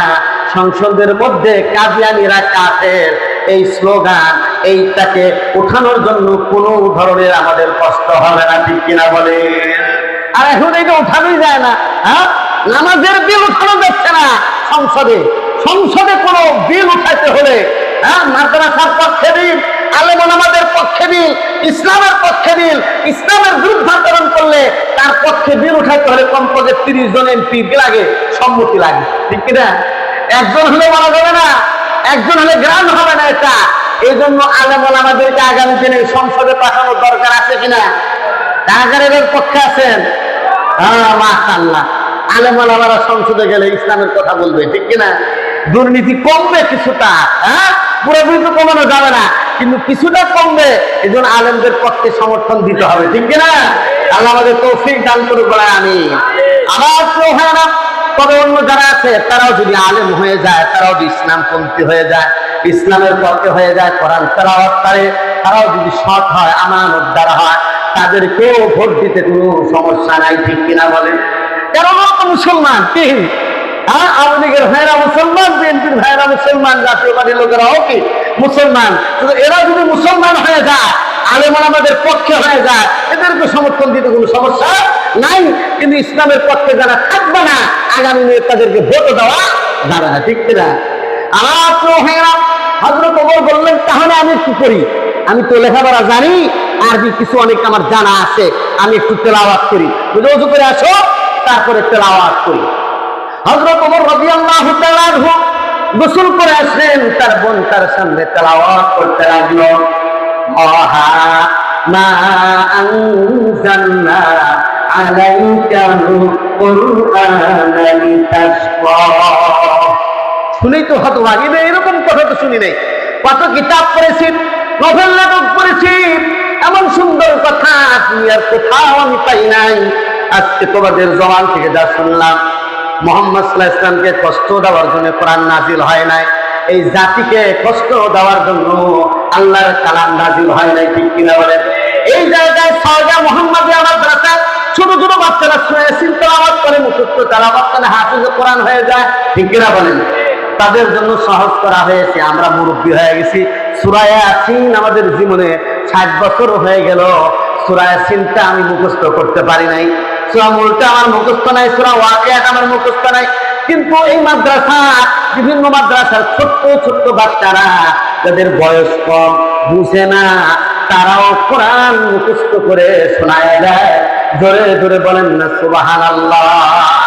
আবার বিশ্ব তাকিয়ে বাংলাদেশের দিকে, ঠিক কিনা? কয়েকদিন আগে, হ্যাঁ, কয়েকদিন আগে বাংলাদেশের একজন হাফেজে কোরআন বিশ্বকে তাক লাগিয়ে 120 দেশের মধ্যে থেকে সে কি হয়েছে? হাফেজ আনাস কি হয়েছে? 1 নম্বর হয়েছে। হ্যাঁ, ক্রিকেটে বাস করলে তো স্বর্ণের পিতা চেন দেওয়া হয়, গাড়ি দেওয়া হয়, বাড়ি দেওয়া হয়। আমি সরকারকে বলতে চাই যে কোরআনের হাফেজ যারা হয়, বিশ্বে বাংলাদেশের মান সম্মানকে দ্বারা লাল সবুজের পতাকায় দ্বারা উত্তীর্ণ করলো, তাদেরকে কি পুরস্কার দেওয়া দরকার আছে কিনা? হ্যাঁ, তাদের পক্ষে থাকা দরকার আছে কিনা? ওই ধর্ম মন্ত্রণালয় নিয়ে যে তারপরে কি করে স্বরাষ্ট্র, হ্যাঁ, তারপর কি করে ধর্ম উপদেষ্টার কাছে নিয়ে 40,000 50,000 টাকা ধরা দিয়ে একটা সার্টিফিকেট দিয়েছে। এটা তো আগে দিত না, ইদানিং দিচ্ছে আর কি। কি আমি বলবো, এতটুকু যথেষ্ট না। এই আলেম ওলামাদের জন্য, এই মাদ্রাসার শিক্ষকদের জন্য সরকারি কাঠামোতে বিক্রি করতে হবে, বেতনের ব্যবস্থা করতে হবে, ঠিক কিনা বলেন? হ্যাঁ, সব কওমি মাদ্রাসাগুলোকে সরকার দিয়ে মানে অর্থাৎ সরকারের নিয়ন্ত্রণ না, সরকার বেতন দিয়ে, ইমামদেরকে বেতন দিয়ে তাদেরকে এস্টাবলিশ করার দায়িত্ব হলো এই সরকারের, ঠিক কিনা বলেন? কারণ আমরা কি ভেসে আসছি নাকি বলেন? হ্যাঁ, আমরা তো দেশের নাগরিক, আমাদের অধিকার আমাদের দরকার, ঠিক কিনা? এই জন্য প্রিয় ভাইয়েরা, রাসূলের বদনাম করেছে, কিন্তু রাসূল দাওয়াতি কাজ থেকে, কোরআনের আলোচনা থেকে, কোরআনের মাদ্রাসা কায়েম করাতে যে রাসূল বিরত হন নাই। আল্লাহ তাআলা বলছেন, এই কোরআনটা আপনাকে কষ্ট দেওয়ার জন্য আমি নাজিল করি নাই। কেন নাজিল করেছি? আল্লাহ তাআলা বলেন, ইল্লা তাযকিরাতান লিমান ইয়াখশা।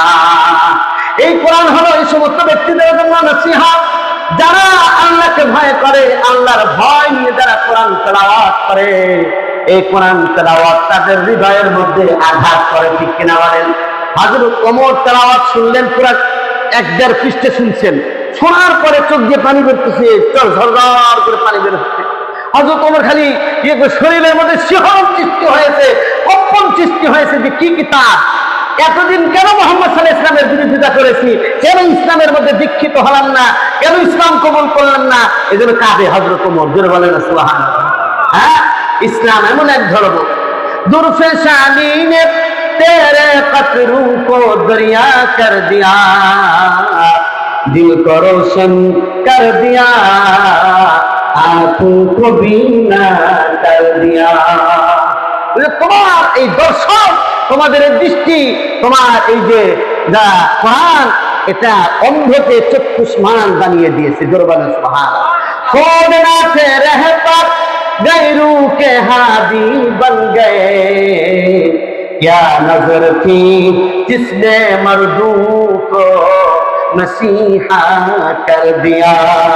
যারা রাস্তা চিনত না, হেদায়েতের রাস্তা, কোরআনের রাস্তা, ইসলামের পথ যারা চিনত না, যারা নবীকে খুন করার জন্য তরবারি নিয়ে বের হয়ে যেত, আল্লাহর নবীর সাহাবীদেরকে হাত পা ভেঙে দিয়ে রাস্তায় ফেলে রাখতো, যারা হযরত বেলালের মতো লোককে এরকম ভাবে গলার মধ্যে রশি লাগিয়ে, পায়ের মধ্যে রশি লাগিয়ে টানা হেঁচড়া করতো, আর মরুভূমির মধ্যে ছেড়ে দিয়ে, উটের মধ্যে ছেড়ে দিয়ে হাসি তামাশা করত। যারা দয়ার নবী, মায়ার নবী, সরকারে দো আলম নবীকে দাওয়াতি কাজ করার কারণে পাথর মেরে রক্তাক্ত করে দিয়ে পুরো দেহটা এমন ভাবে রক্তাক্ত করেছে, হযরত যায়েদ ইবনে হারেসা বলেন, নবীর দেহ থেকে রক্ত বের হয়ে নবীর জুতা মুবারকটা এরকম ভাবে আটকে গেছে। আমি তায়েফের মধ্যে এমন আক্রমণের শিকার হলাম, নবীজিকে বাঁচানোর জন্য চতুর্দিক থেকে আমি চেষ্টা করলাম, তারপরেও তায়েফের দুষ্ট ছেলেরা আমার নবীকে বাঁচার জন্য সুযোগ দিল না। আল্লাহর নবী, বিশ্ব নবী, রাহমাতে আলম নবী বললেন, ও আমার কওম, তোমরা আমাকে চেনো না, তোমাদেরকে আমি ক্ষতি করার জন্য এই তায়েফের মধ্যে আসি নাই, তোমাদেরকে আমি আল্লাহর মারিফাত, আল্লাহর সাথে যোগাযোগ এবং আল্লাহর সাথে মহব্বত লাগানোর জন্য আমি নবী মক্কা থেকে আমি তায়েফের মধ্যে এসেছি। কিন্তু তারা বোঝে নাই, একবার পড়ে গেছে, নবীজিকে আবার উঠে আবার পাথর মারে, ঠিক কিনা? নবীজিকে এরকম ভাবে আঘাত করেছে, নবীজি তারপরে হাত তুলে আল্লাহর কাছে দোয়া করেছেন, আল্লাহুম্মা গফিরলি কওমি ফাইন্নাহু লা ইয়ালামুন। আমার আল্লাহ, এই যে তায়েফের লোকেরা আমাকে চিনে না, জানে না, তোমাকে বুঝে না, এই জন্য আমাকে পাথর মারে। ও আল্লাহ, তায়েফের লোকগুলোকে আপনি হেদায়েত দিয়ে দেন। এই আল্লাহর নবীর দোয়া এমন ভাবে তায়েফের মধ্যে বর্ষিত হলো। হযরত জিবরাইল আসছেন, আপনি বলেন, দুটো আমার পাখা আছে, আমার পাখার মধ্যে এমন পাওয়ার আছে, আমি একটা শুধু ঘাট এটা চাপ দিব, তারপরে সব লোকগুলো মরে সারকার হয়ে যাবে, পিষ্ট হয়ে যাবে। নবীজি বলেন, আমি মানুষ হত্যা করার জন্য এই দুনিয়ার মধ্যে আসি নাই। চিৎকার করে বলেন না সুবহানাল্লাহ। নবীজি হলেন মানবতার নবী, নবীজি হলেন কি উদারতার নবী। জোরে বলেন, যারা তাকে খুন করতে চায়, খুন করার জন্য এসেছে, নবীজি তাদেরকে মাফ করে দিয়েছেন। জোরে বলেন সুবহানাল্লাহ। শুধু মাফ করেছেন তাই না, দুশির নামক এক ব্যক্তি আমার নবীকে হত্যা করার জন্য আসছিল, আসার পর যখন ব্যর্থ হয়ে গেছে, নবীজি তরবারি নিয়ে তাকে বলছে, আমি কি তোমাকে মারবো কিনা, হত্যা করবো কিনা? বলছে, না না, মারার দরকার নাই, হত্যা করার দরকার নাই, তুমি কি চাও? আমি, আপনি উত্তম বংশের লোক, আপনার কাছে উত্তম ব্যবহারটা চাই, বুঝে উত্তম ব্যবহার, আপনি আমাকে মাফ করে দেন। নবীজি তাকে মাফ করে দিলেন, হাদিয়া দিয়ে দিলেন। এটাই হলো মুহাম্মদ সাল্লাল্লাহু আলাইহি ওয়াসাল্লামের চরিত্র, এটাই হলো মুসলমানদের আদর্শ। জোরে জোরে বলেন না সুবহানাল্লাহ। এই জন্য আল্লাহ রাব্বুল আলামিন বললেন, ওয়া ইন্নাকা লাআলা খুলুকিন আযীম। ও নবী, আমি মুসাকে চরিত্র দিয়েছিলাম, আমি ঈসা আলাইহিস সালামকে চরিত্র দিয়েছিলাম, আচার ব্যবহার দিয়েছিলাম, কিন্তু তারা আপনার মতো নয়, আপনি হলেন মহান চরিত্রের উপর অধিষ্ঠিত। জোরে জোরে বলেন না সুবহানাল্লাহ। এই জন্য শরীয়ত পড়ে মানুষ বলে, তোমরা লেলিন কালমার্সের মা ছোটদের আদর্শ আব্রাহাম লিঙ্কনের আদর্শবান হয়ে কোনো লাভ নাই। ওই মদিনার দুলাল মুহাম্মদুর রাসূলুল্লাহর যে আদর্শ, ওই আদর্শ যদি আমরা মানি, মা বোনেরা, আমরা যদি গ্রহণ করি, তাহলে এই বাংলাদেশটা এখন আছে সোনার বাংলাদেশ, এটা স্বর্ণের বাংলাদেশে পরিণত হবে। ঠিক কিনা বলে? হ্যাঁ, স্বর্ণের বাংলাদেশে পরিণত হবে। কারণ এখানে খাদ্য, বস্ত্র, বাসস্থান সবকিছুর ব্যবস্থা আছে। এখানে কোনো কিছুর অভাব নাই, শুধু অভাব হলো আমাদের চরিত্র, ব্যবহারটাই ভালো না। ঠিক কিনা? হ্যাঁ, আমাদের ব্যবহারটা ভালো না, এই জন্য বাংলাদেশটা ভালো হচ্ছে না। ঠিক কিনা বলেন? আমার হয় না বন্ধুরা আমার, এই জন্য আল্লাহ বলছেন, এই যে তোমাদের কাছে কোরআনটা পাঠাইলাম, এই কোরআনটা নসিহতের জন্য পাঠাইলাম বান্দারে। আর যাদের মধ্যে আল্লাহর ভয় আছে তাদেরকে হেদায়েতের জন্য এই কোরআনটা পাঠাইলাম। কারণ কোরআনটা আমার, এটা দুনিয়ার কোনো মানুষের বানানো নয়, এটা হলো আল্লাহ তাআলার পক্ষ থেকে আসছে। ঠিক কিনা বলেন? আল্লাহ কোরআনে বলেন, তানজিলাম মিম্মান খালাকাল আরদা ওয়াস সামাওয়াতিল উলা। এটা এমন এক কিতাব, এমন এক কোরআন তোমাদের উপর আমি পাঠাইলাম বান্দারে। এটা হলো আসমান আর জমিনের যিনি মালিক, আসমান আর জমিন যিনি সৃষ্টি করেছেন, সে আল্লাহ রাব্বুল আলামিনের পক্ষ থেকে নাযিলকৃত কিতাব হলো এই কোরআনে কারীম। ঠিক কিনা বলেন? আমার প্রিয় ভাইরা, এই জন্য কোরআনে কারীমের যে মাদ্রাসা সওগাত মুহাম্মাদিয়া ইসহাকিয়া মাদ্রাসা, এখানে দ্বীন শিক্ষা দেওয়া হয়, ইসলাম শিক্ষা দেওয়া হয়। দেখলেন না স্বাধীনতা, আজকে তো কি বিজয় দিবস, বিজয় দিবসে একটু সুন্দর ভাবে তারা প্রদর্শনী করলো। হ্যাঁ, আমি আবার মাগরিবের পরে সার আগে দেখলাম সুন্দর করে তারা 40টা হাদিস মুখস্থ করেছে, দোয়া দরুদ মাসলা মাসাইল এমন ভাবে বললো, আমার মনে হয় অনেক মুরব্বীরাও এই সমস্ত জিনিস জানে না। হ্যাঁ, এটা হলো কওমি মাদ্রাসা, হাফিজিয়া মাদ্রাসা। এটা বৈশিষ্ট্য যে এরা ছোট্ট কাল থেকে ছোট্ট ছোট্ট মানুষের সন্তানদেরকে, অর্থাৎ মানব সন্তানদেরকে সম্পদে পরিণত করে। ঠিক কিনা? ওই যে মহাকবি আল্লাহ ইকবাল বলেছিলেন, আপনি অক্সফোর্ডে লেখাপড়া করেছেন, মাগরিবে লেখাপড়া করেছেন, পাশ্চাত্যে লেখাপড়ার পর আপনার জবান থেকে কেন আল্লাহর কালাম বের হয়? দাড়ি নাই, মুছ নাই, তারপরে আল্লামা ইকবাল এমন এমন সুন্দর সুন্দর কথা, ইসলামের পক্ষে কথা, কোরআনের পক্ষে কথা, স্বাধীনতার পক্ষের কথা কিভাবে বলেন। একটা কবিতার মাধ্যমে মহাকবি আল্লামা ইকবালের জবাব দিয়েছিলেন, खीराना कर सका खीराना कर सका मगरिब की दौदाने आंखों में था कुछ सुरमय मदीना। আমার এই যে চোখ, আমি আমেরিকায় গিয়েছি, আমি জার্মানিতে গিয়েছি, আমি লন্ডনে গিয়েছি, ইংল্যান্ডে গিয়েছি, দুনিয়ার যে সমস্ত পাশ্চাত্য, ইউরোপ, আমেরিকা যেখানেই গিয়েছি, আমি ওই পাশ্চাত্যের চারটা ভোগ আমার দৃষ্টিকে দিগ্ভ্রম করতে পারে নাই। কারণ আমার মা বাবা ছোট্ট কালে শৈশবে আমাকে কোরআনের নূর আমার চোখের মধ্যে লাগিয়ে দিয়েছিল। এই জন্য আমেরিকায় যখন যাইতাম তখন আমি ইসলামের কথাই বলতাম। যখন স্কুলে পড়তাম তখন ইসলামের পক্ষে কিভাবে এটাকে বাড়ানো যায় ওই ফিকির আমার মধ্যে ছিল। আমি সবসময় ইসলামের পক্ষেই ছিলাম। এই জন্য সন্তানকে যদি ছোটকালে আপনি মক্তবে পড়ান, নুরানিতে 5 বছর আপনি পড়ায়া পাল্লা আলেম বানান, আপনি হাফেজ বানান, আপনি অন্য কিছু যদি বানান কোনো সমস্যা নাই, কিন্তু কোরআনের হাফেজ, কোরআনের এরকম তেলাওয়াতকারী, সহি শুদ্ধ তেলাওয়াতকারী যদি আপনার সন্তানকে বানাইতে পারেন, ওই সন্তান আপনার নাফরমান হবে না। ঠিক কিনা বলে? এই যে মাওলানা সাহেব এসার পরে বক্তব্য দিচ্ছেন ইমাম পরিষদের, নাকি ওলামা পরিষদের যে নেতা, উনি বলতেছিলেন যে এটা যদি হয়, সন্তান যদি কি আগে থেকেই তাকে যদি আমরা কোরআন শিক্ষা দেই, তাহলে কমপক্ষে এই সমাজটা ঠিক বাপ মায়ের খেদমত করবে, উল্টা পাল্টা করবে না, জুয়া, নেশা, মাদক, আরো যে সমস্ত মাদকের নেশায় আমাদের সমাজের মধ্যে যুবকরা যে অন্য লাইনে চলে যাচ্ছে। ঠিক কিনা? এই সিরিজ ভাগাভাগি করে, কি করে? সিরিজ ভাগাভাগি করে। আমার কিসব নতুন নতুন বের হয়েছে, নতুন নতুন এই সমস্ত নেশা জাতীয় বস্তু বের হয়েছে। আর মোবাইলটা তো একটা নেশাই, ঠিক কিনা? মোবাইল হয় একটা নেশা, এটা ধরলে এখানে টানতে থাকলে আসতে থাকে। ঠিক কিনা? এদের মজা শেষ হয় না, কিন্তু এটা দ্বারা মাথা নষ্ট হয়, বিবেক নষ্ট হয়, চোখ নষ্ট হয়, আকীদা নষ্ট হয়, চরিত্র নষ্ট হয়, অনেক কিছু কি হয়ে যায়, দুর্বল হয়ে যায়। কিন্তু এটা আমরা কি করতে পারতেছি না, ছাড়তে পারছি না, ঠিক না? মাদ্রাসার মধ্যে এটা ঢুকে গেছে, স্কুলের মধ্যে ঢুকে গেছে, কলেজের মধ্যে ঢুকে গেছে, আর ভালো ছাত্র পাওয়া যায় না, ঠিক কিনা? আগের মতো ভালো ছাত্র নাই, কারণ মোবাইলই শেষ করে দিছে, ঠিক কিনা?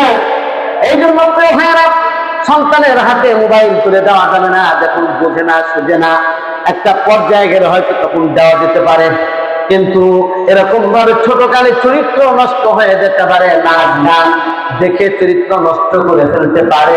এই জন্য হেফজখানার ছাত্রদেরকে মোবাইল দেওয়া তো যাবেই না, মোবাইল দেখতেও দেওয়া যাবে না। যে এতদিন হলে মাদ্রাসায় পড়ে, তারপরেও আমার ছেলেটা হাফেজ হতে পারলো না, হবে কেমনে?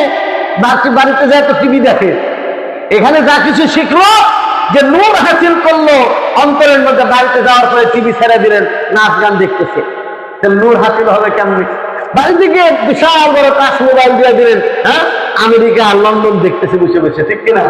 আর ওই যে হেফজখানার ছাত্র, মক্তবের ছাত্র, বাড়ির থেকে আসার পর যখন কোরআন খুলে, তখন ওইগুলো তার চোখের সামনে ভাসে, হ্যাঁ, তার চোখের সামনে ভাসে, যার কারণে এই অবস্থা হয়। এখনকার মা বোনদের অবস্থা কত বড় জটিল, খানা খাইতে চায় না, হ্যাঁ, ছেলে খায় না, এই জন্য মোবাইলে গান ছেড়ে দিয়ে তারপরে খাওয়া, কি যে খাইতেছে সেও জানে না, ও তো মন দিয়েছে কোথায়, গানের মধ্যে, ঠিক কিনা?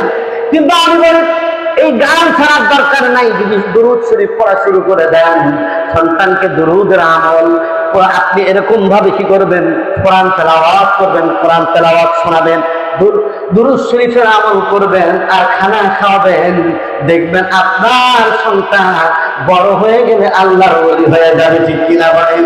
বড় পীর আব্দুল কাদের জিলানী রাহমাতুল্লাহ আলাইহি শৈশব থেকে 18 বার হাফেজ কোরআন হয়েছিলেন। কিভাবে হয়েছিলেন ভাই? এই ইতিহাস আমরা তো সকলেই জানি। মা ছিলেন বড় আল্লাহওয়ালা মানুষ। মা যখন এরকম ভাবে কোরআন তেলাওয়াত করতেন, তখন সন্তানকে কোলের মধ্যে রাখতেন আর তেলাওয়াত করতেন। খুব বড় জাহিদ ছিলেন, আল্লাহওয়ালা ছিলেন, আল্লাহর পাগল ছিলেন। যা শুনতো কানের মধ্যে ঢুকতো, আর সব কিছু তার হৃদয়ের মধ্যে এরকম ভাবে অঙ্কন হয়ে যেত। বড় পীর আব্দুল কাদের জিলানী রাহমাতুল্লাহ আলাইহি শৈশবকালে 18 পারা কোরআনে কারীমের হাফেজ হয়েছিলেন। জোরে জোরে বলেন না সুবহানাল্লাহ। এই জন্য ছেলেকে যদি বড় আলেম বানাইতে চান, ছেলেকে যদি হাফেজ কোরআন বানাইতে চান, হালাল খাইতে হবে। হালাল রিজিকের কোনো বিকল্প নাই। হারাম খাইবেন আবার হাফেজ বানাবেন, তা হবে না। আবার হারাম খাইবেন, আলেম হবে, তাও হবে না। নেককার সন্তান হবে না।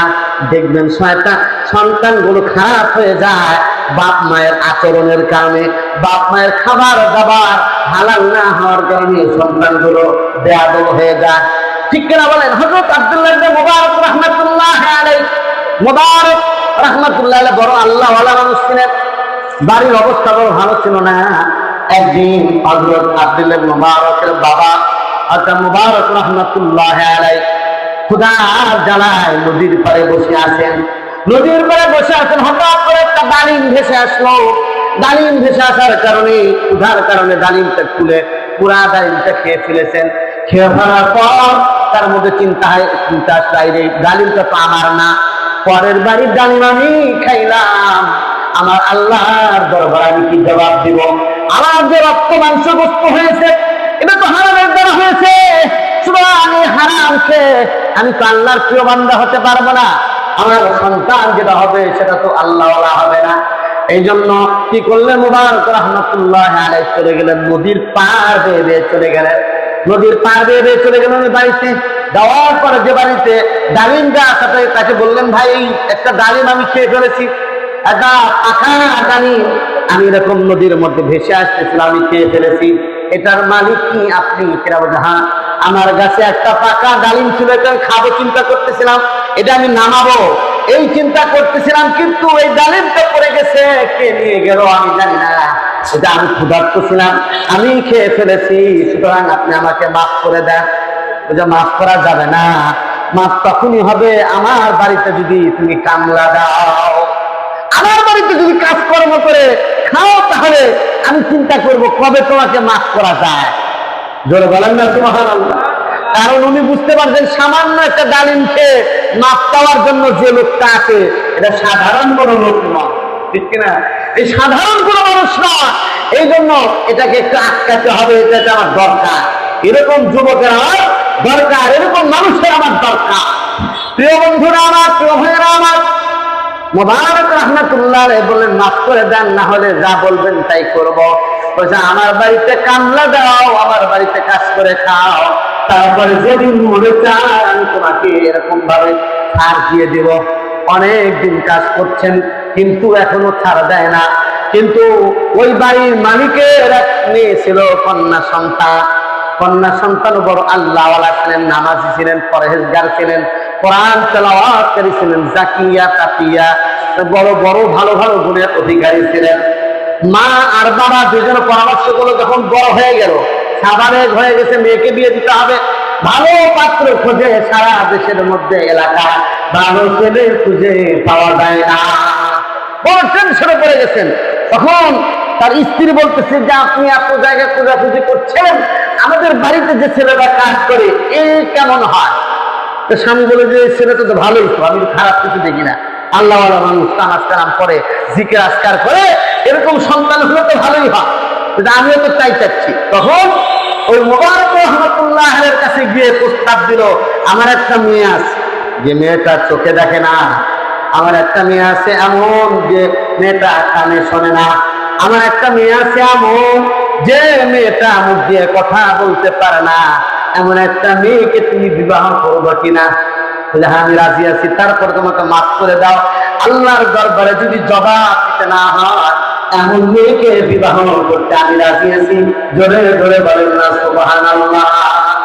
আর আমরা এখন খুঁজি কি, হ্যাঁ, বাপের বাড়িতে টাকা পয়সা আছে কিনা, চেহারাটা সুন্দর কিনা, হ্যাঁ, একটা মোটর সাইকেল পাওয়া যাবে কিনা, আবার কি, হ্যাঁ, ডিপ ফ্রিজ দিবে কিনা, হ্যাঁ, তারপর আর থেকে সন্তানের বক্স আছে এটা পাবো কিনা, হ্যাঁ, এরকম যা আছে, মানে যত বড় লেখাপড়া করছে, যত বেশি শিক্ষিত, হ্যাঁ, কত বড় করে ঠিক এত দিতে হবে, এই দিতে হবে, না দিলে নাই, হ্যাঁ, এতগুলো কোল দ্বারা আসবে, এত লোককে খাওয়াইতে হবে আমার বাড়ি, হ্যাঁ, মানবাধিকার লঙ্ঘন, ঠিক কিনা? মানবাধিকার লঙ্ঘন। মেয়ের বাপের কোনো খরচ নাই ইসলামে, কি মেয়ের বাপের কোনো খরচ নাই, কিন্তু এটা তো কেউ মানি না, ঠিক কিনা? ইসলাম তো বলে না, খরচ তো হলো বাপের, কি ছেলের দাড়ি খরচ, কলিমা করবে, যা পারে সেটা একটা খাসি জবাই করে হোক, গরু জবাই করে হোক খাওয়াই দিবে। এখন আবার ওলিমা কি, ওলিমা করতে গেলে পোলাও, তারপর রোজ, তারপর কাবাব, ভুট্টা, আর কি কি আছে না এরকম, আর কি কয় লাল যে ইয়ে আছে, জর্দা, বোরহানি, তারপর পায়েস, তারপর আবার মজু, যা আছে দুনিয়ার সবকিছু খাওয়ার লাগে, ঠিক কিনা? এত কিছু খাওয়ানোর জন্য তো বলেন আপনি খালি গরুর গোশত আর ডাল দিয়ে দেন, বাস শেষ। আপনি নিজের নাই সামর্থ্য, আপনি বিশাল বড় আয়োজন করে মানুষের কাছে তো ভিক্ষা করার জন্য বসায় দেন, একজনকে চেয়ার দিয়া আর টেবিল দিয়ে কে কত দিল, কি এটা তো জায়েজ নাই, এগুলো কি জায়েজ নাই। চেয়ার টেবিলে বসায় দেন, অমুকে 10,000 দিছে, ঠিক আছে, তার মেয়ের বিয়ের সময় 10,000, অমুকে কি দিছে এরকম 5,000 দিছে, তাহলে তার মেয়ের সময় আমি 5,000 দেওয়া, যদি না দেয় তাহলে এটা মনে রাখে, কি রাখে, আর দেবে, তার বিয়ে তো যাবে না, আর কয়দিন করবে, বলে যে তাকে খুব মহব্বত করে দাওয়াত দিলাম কিন্তু কিছুই তো দিল না আমার মেয়েকে, সুতরাং আর ওদের সাথে সম্পর্কে কাজ, একবারে কাজ, আর যাতায়াত বন্ধই। এটা আমাদের নাটোর রাজশাহীর কথা বলতেছে, আপনাদের শরীর করবো না, হয়তো এরকম সমস্যা নাই নাকি, না আছে? হ্যাঁ, ওই যে মোবারক রহমতুল্লাহ আলাই বলতেছে এমন মেয়ে চোখেও দেখে না, কানেও শোনে না, একবারে খোরাক টাইপের, বলছি এটাই দরকার, কিন্তু আল্লাহর আযাব থেকে আমাকে বাঁচতে হবে, কিন্তু এই ধরনের যাই হোক আমাকে একটা বিয়ে করায় দেয়, তাও বাঁচি। বিবাহ হয়ে গেল, বিবাহ করার পর যখন হ্যাঁ একবারে বাসর ঘরে গেছে, যা দেখে যে একবার তাদের মতো, হ্যাঁ, সুন্দর ফুটফুটে একটা স্ত্রী, জোরে বলো সুবহানাল্লাহ, চোখও সুন্দর, কানও ভালো, কোথাও শুনে মিষ্টি কথা, আর সবকিছুই ভালো। যে আপনি বললেন দেখ চোখে দেখে না, যে কোনো বেগানা নারীকে, বেগানা পুরুষকে আমার মেয়ে কোনোদিন দেখে নাই, জোরে বলেন সুবহানাল্লাহ। যে কানে শোনে না, গান তো শোনেই নাই কোনোদিন, পর পুরুষের কথা কোনোদিন আমার মেয়ে শোনে নাই, জোরে বলেন না সুবহানাল্লাহ। তারপরে এই যে মুখটা বোমা বলেছি, বোমার অর্থ হলো কোনোদিন মিথ্যা কথা বলা, গীবত শেখায়।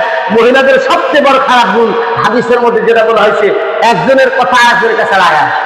একটা কথা যদি প্রচার করা দরকার হয় সমাজের মধ্যে, হ্যাঁ, নারে তাকবীর, নারে তাকবীর, আল্লামা খুরশিদ আলম কাসেমি দামাত বারাকাতুল আলিয়া আগমন, নারে তাকবীর। পীরে কামেল, শাইখুল হাদিস ওয়াত তাফসীর, ফখরে বাংলার আল্লামা খুরশিদ আলম কাসেমি দামাত বারাকাতুল আলিয়া, হ্যাঁ, আমির আজমতে সাহাবা বাংলাদেশ। হুজুর হলো এই পরিচয় হলো এখানকার, কিন্তু হুজুরের সাথে আমার একটা আলাদা সম্পর্ক আছে, হ্যাঁ, ওস্তাদের সম্পর্ক। আমি হলাম ছাত্র আর হুজুর হলেন কি আমার ওস্তাদ। জোরে বলেন সুবহানাল্লাহ।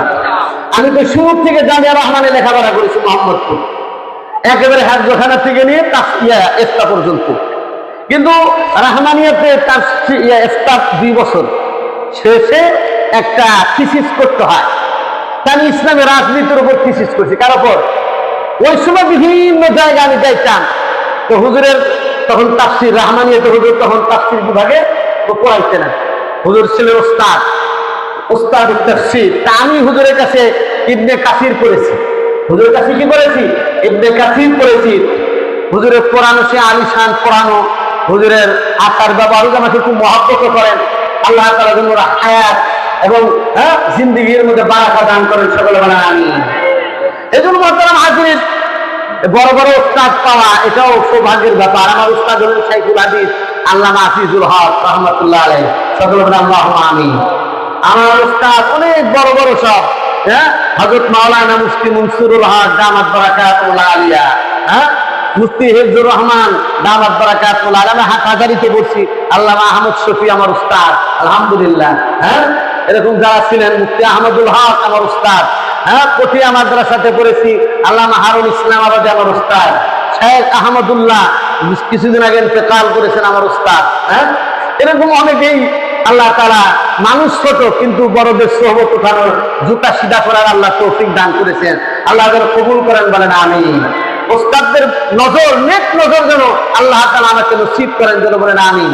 এই যে আমার ছাত্র হাফেজ মাওলানা মুফতি ইসমাইল হোসেন মুমির শাহী, আমাদের জামিয়া দিনিয়া কল্যাণপুর মাদ্রাসা যেখানে আমি পড়াই, হাদিসের খেদমতে আসি, সেখানে পড়েছি আলহামদুলিল্লাহ। খুবই মুআদ্দাব ছেলে, ভালো ছেলে, ইমামতি করে, মাদ্রাসায় পড়ায়, যোগ্য একজন পাগ্য। আপনারা একজন শিক্ষক পেয়েছেন, আল্লাহ তাকেও যেন কবুল করে, বলেন আমিন। এরকম এখানে যারা আছেন মুহতামিম সাহেব, সবাই ভালো মানুষ। তা আমি যে জিনিসটা বলতে চাচ্ছি যে মোবারক রহমাতুল্লাহ আলাইহি, যে আল্লাহ তাআলা এরকম একটা স্ত্রী মিলায়া দিলেন, কিসের কারণে? তাকওয়া পরহেজগারির কারণে। কিসের কারণে বলেন? তাকওয়া, আল্লাহর ভয়ের মধ্যে হারাম খাওয়া যাবে না, হারাম থেকে নিষ্কৃতি পাওয়ার জন্য মোবারক রহমাতুল্লাহ আলাইহি এত কষ্ট করেছেন। সেইখান থেকেই একজন মুহাদ্দিস তৈরি হয়েছেন, যিনি ইমাম বুখারীর ওস্তাদ ছিলেন আব্দুল্লাহ ইবনে মুবারক রহমাতুল্লাহ আলাইহি। প্রত্যেক রাবীর ব্যাপারে কিলোকাল আছে যে ইনি এই সমস্যা, ওনার এই সমস্যা, ওনার এই সমস্যা, কিন্তু আব্দুল্লাহ ইবনে মুবারকের ব্যাপারে এরকম বড় ধরনের কোনো অভিযোগ নাই। ধরে বলেন না সুবহানাল্লাহ। তাহলে ভালো সন্তান যদি তৈরি করতে হয়, তাহলে যাকে বিবাহ করবেন সে মেয়েটাও কি হতে হবে? ভালো হতে হবে।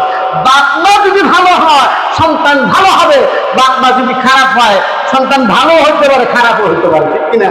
এই জন্য আমাদেরকে চেহারা আর, হ্যাঁ, এরকম ভাবে চেহারার রূপ দেখে যদি বিবাহ করি তাহলে কিন্তু আমরা জিততে পারবো না। চরিত্র দেখে যদি বিবাহ করি তাহলে জিততে পারবো ইনশাআল্লাহ। আমার প্রিয় ভাইয়েরা, এই জন্য এই যে ছয়টা মাদ্রাসা, এটা এখানে হাফেজে কোরআন তৈরি হয়, আলেমে দ্বীন তৈরি হয়, এখানে কোরআন তেলাওয়াত হয়, এখানে নূরের বৃষ্টি হয়। এই জায়গায় এই মাদ্রাসাটাকে কায়েম দায়েম রাখা, এটা আমাদের জন্য জরুরি, এলাকাবাসীর জন্য জরুরি।